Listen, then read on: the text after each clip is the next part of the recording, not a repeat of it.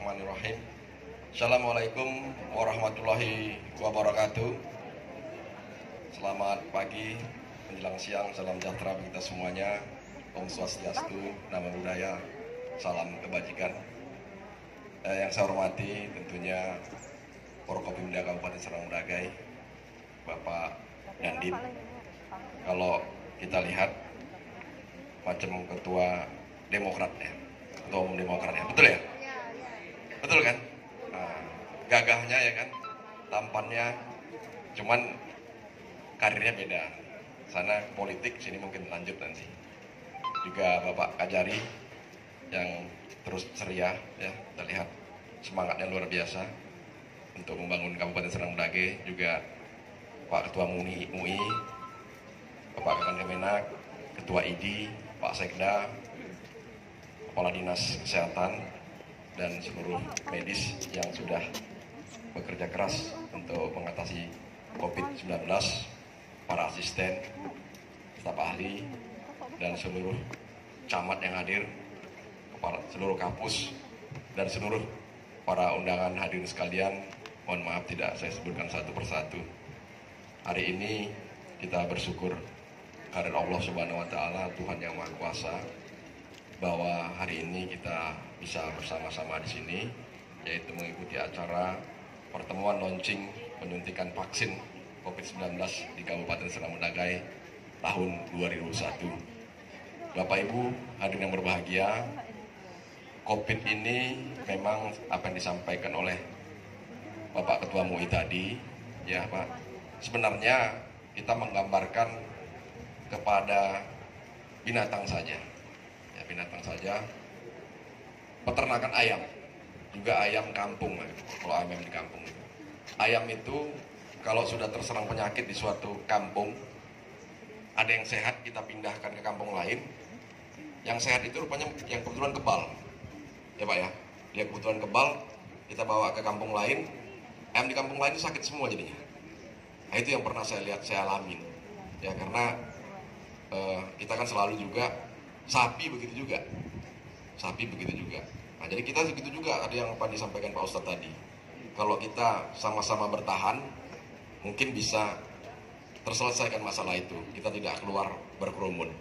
Yang jadi persoalan sama kita sekarang ini, kalau saya lihat di lapangan, yang pesta. Nah, pesta itu kan banyak dari luar, tamu keluarga atau tamu lainnya saling berkunjung. Nah itu, jadi COVID ini di Serang Bedagai peningkatannya itu setelah selesai tahun baru kemarin, liburan kemarin. Mungkin liburan kita semuanya keluar, tanpa disadari pulang kembali. Dan akhirnya sekarang ini kalau saya lihat peningkatan yang dilaporkan kepada saya dari Dinas Kominfo, bahwa setiap hari bertambah. Sampai hari ini sudah kurang lebih 389 orang Pak ya, kalau nggak salah. 74 orang masih isolasi, yang sembuh 295 atau berapa itu. Yang kematian hari ini ada.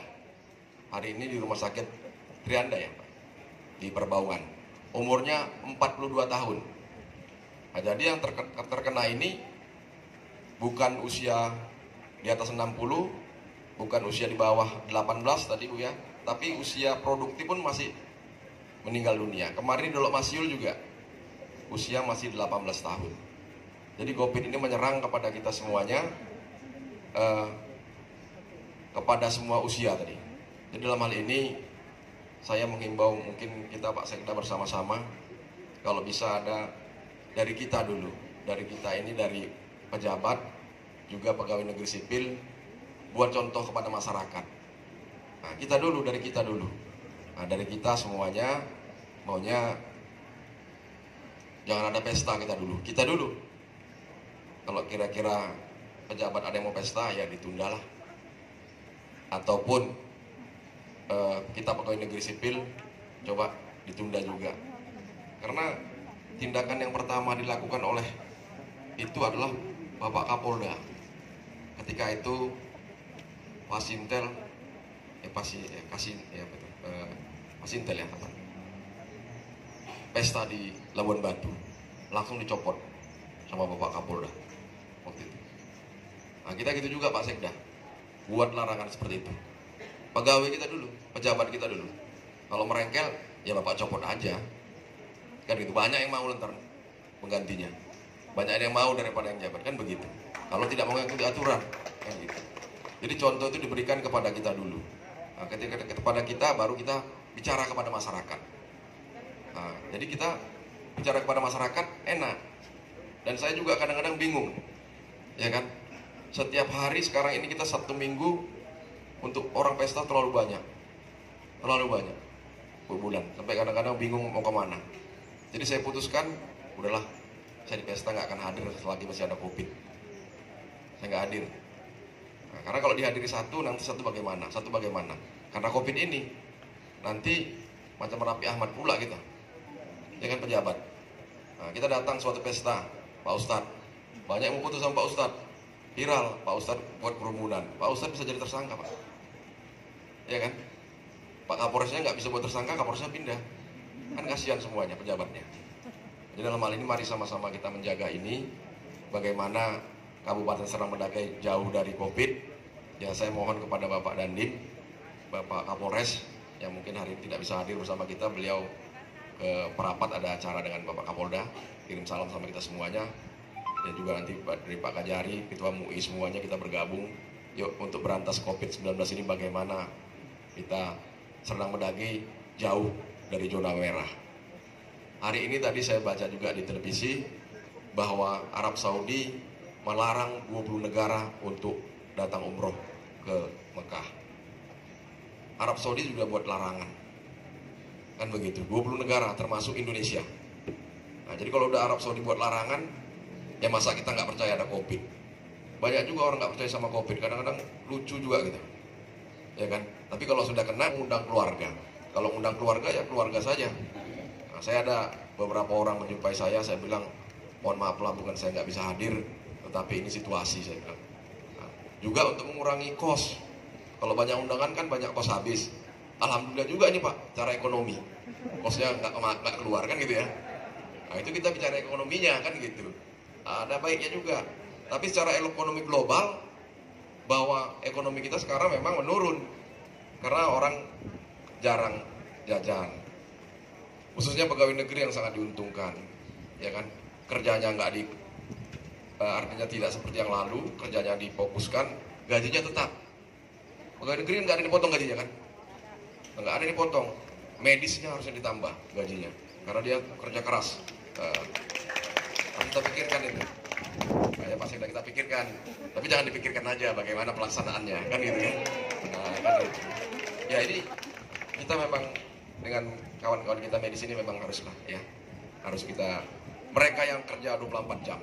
Nah, kalau pegawai yang lain ya intensifnya biasanya dikurangi dikit lah, jangan banyak, dikurangi dikit, alihkan kemari. Nah, kan gitu. Jangan tepuk tangan dulu, yang penting kerjanya betul, nyata kerjanya, kan gitu. Saya rasa itu ya, Bapak Ibu semuanya yang hadir di sini. Terima kasih karena tadi Pak Kakan Kemenak sudah, Pak Ketua MUI sudah, Pak Dandim sudah, Pak Kajari dulu, kemarin dulu juga. Biar adil Pak, saya sudah. Nah, kita sudah dites, kita Pak Dandim sudah testimoni. Saya mau ngajak Bapak karena Bapak belum disuntik. Bapak dari tadi pucat saja saya. Terima kasih Pak. Sambutan. Oh ya, aku disuruh bersambut ya ini. Ya udah, silakan duduk Pak. Kasihan Bapak, lama kali berdiri. Duduk aja Pak, belum tentu dapat kedudukan. Apalagi berdiri. Jadi baiklah. Wassalamualaikum warahmatullahi wabarakatuh. Selamat pagi, salam sejahtera bagi kita semuanya. Yang saya hormati Bapak Wakil Bupati, tetapi sudah Bupati terpilih, yang kemungkinan besar tanggal 17 Februari ini dilantik ya Pak ya. Terus ada Forkopimda, hadir Pak Dandim. Dandim berapa Pak? 0204. Yang saya ingat aja Dandim 1405 malu sertasi, itu aja yang saya ingat. Lainnya nggak ingat karena 3 Dandim saya dari sana. Jadi mohon maaf Pak ya, saya tanya tadi nomor berapa. Biar angka ini berhubungan dengan ekonomi soalnya Pak. Ada Pak Sekda yang saya hormati juga, Ketua MUI dari Kementerian Agama, ada juga Pak Kompol, itu Pak Kompol itu bilang Kompol. Nah, ada, pokoknya ada info-info lah. Terus Bapak Ibu yang tadi kata Ketua MUI ada dari beberapa organisasi masyarakat. Puji syukur kepada Tuhan pagi hari ini kita bisa berkumpul di sini dalam rangka launching. Sebenarnya nggak launching lagi, sudah duluan launching di Jakarta. Perkenalan vaksin COVID di Kabupaten Serdang Bedagai. Yang kemungkinan besar saya juga mau divaksin. Jadi saya kaget tadi. Masih banyak orang yang tak percaya COVID dan takut divaksin. Yang bikin vaksin ini bukan orang kaleng-kaleng, bahasa Sumatera Utara kaleng-kaleng. Semuanya sudah para ahli di bidangnya. Dan kemarin ada yang mana wartawan itu bertanya, apa vaksin? Katanya sama dokter Bulan. Loh, vaksin aja dia belum tahu gimana mau divaksin. Nah, itu. Jadi vaksin itu bibit yang embrio penyakit yang sudah dilemahkan. Itu yang dimasukkan ke dalam tubuh sehingga tubuh ini berperang melawan dia. Jadi kalau datang virus itu atau penyakit itu, tentara imunitas tubuh kita sudah ada, langsung dia nyerang. Masih ada yang nggak tahu apa vaksin. Jadi saya juga susah gimana rangkanya. Jadi nggak usah takut divaksin. Pak Presiden juga sudah divaksin, terus vaksinnya juga katanya halal dan aman. Tapi sebaiknya sebelum divaksin, di-swab dulu. Kalau kita ini, dalam tubuh kita ini, ada rupanya ketua rumah sakit umum, nggak lihat saya tadi dokter. Makanya kan di belakang duduknya, di samping. Maaf ya Pak. Kalau boleh, sebelum kita divaksin, pastikan dulu kita dalam keadaan sehat. Yang masalah sekarang, yang tidak sehat divaksin. Nah, ini yang bisa jadi rubuh. Karena daya tahan tubuhnya jelas menurun. Ditambah masuk lagi virus-virus yang sudah lemah, yang makin menjadi-jadi. Itu sebenarnya yang masalah. Tapi kalau dalam kondisi fit, nggak ada masalah. Seperti Pak Dandim ini, mau nambah aja terus dia. Nafsu makan kuat, nafsu yang lain juga kuat. Itu luar biasanya vaksin. Jadi saya ingat waktu saya dulu vaksin cacar waktu SD, memang sakitnya luar biasa. Dulu pakai amin dulu, karena speknya itu kan terbatas. Satu untuk satu kelas waktu itu mungkin 50-60 orang. Dibakar, masuk baru digores dulu.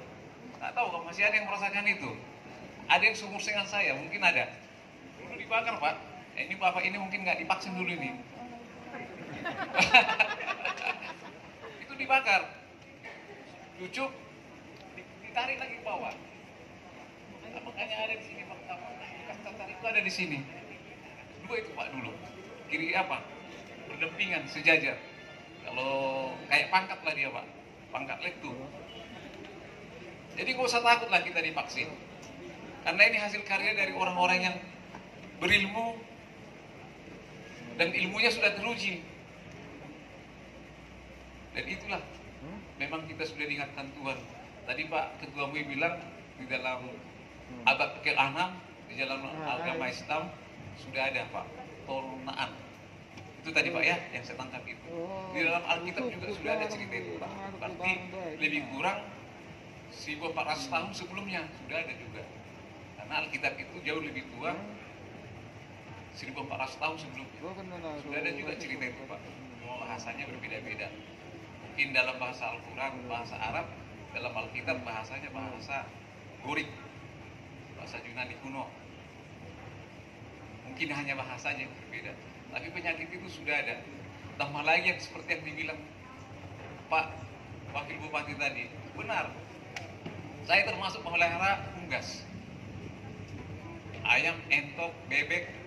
Memang dalam bahasa Batak, dalam bahasa kami namanya peok. Nah, itu biasanya gini ayam itu, matilah itu, berputar-putar dia. Kalau ini kita bawa ke kandang ayam lain, satu kandang itu pasti ini lagi dia, ini berputar-putar. Mungkin ada yang tahu, mungkin ya inilah anak-anak zaman milenial ini kan hanya maunya makan aja, nggak tahu padi aja dia nggak tahu bagaimana pohon padi. Ini yang hebat sekarang. Banyak orang-orang yang muda-muda sekarang, kau makan beras, tahu kau dari beras dari mana? Ya dari padi, padi tahu kau gimana? Ya padi lah katanya, nggak tahu dia pohonnya bagaimana. Sekarang apalagi nanamnya. Jadi itu. Tapi mengingat ekonomi, kita manusia harus bergerak, harus makan, harus minum. Ya harus mau harus mobilitas tinggi. Kecuali pemerintah sudah bisa seperti pemerintah Malaysia aja yang kayak di penjara masyarakatnya dikasih pagi siang malam nasi bungkus, masih rame COVID-nya, masih tetap berkeliaran. Namanya manusia. Kalau kerbau bisa ditali Pak, panjat dikatkan di situ. Manusia dikatkan nanti HAM, pelanggaran HAM. Jadi agak susah. Ya masing-masing jaga diri sendiri lah. Marilah kita divaksin. Gak usah ragu. Sesuai dengan syarat-syarat yang sudah ditentukan. Ada syarat-syarat untuk divaksin. Gak semuanya bisa divaksin. Bupati baru Bupati baru di sana itu mau divaksin nggak bisa, nggak lolos screening, nggak lolos dia karena usianya udah 66, yang bisa divaksin 59, nggak terdaftar namanya, dipencet-pencet komputer itu nggak ada keluar namanya.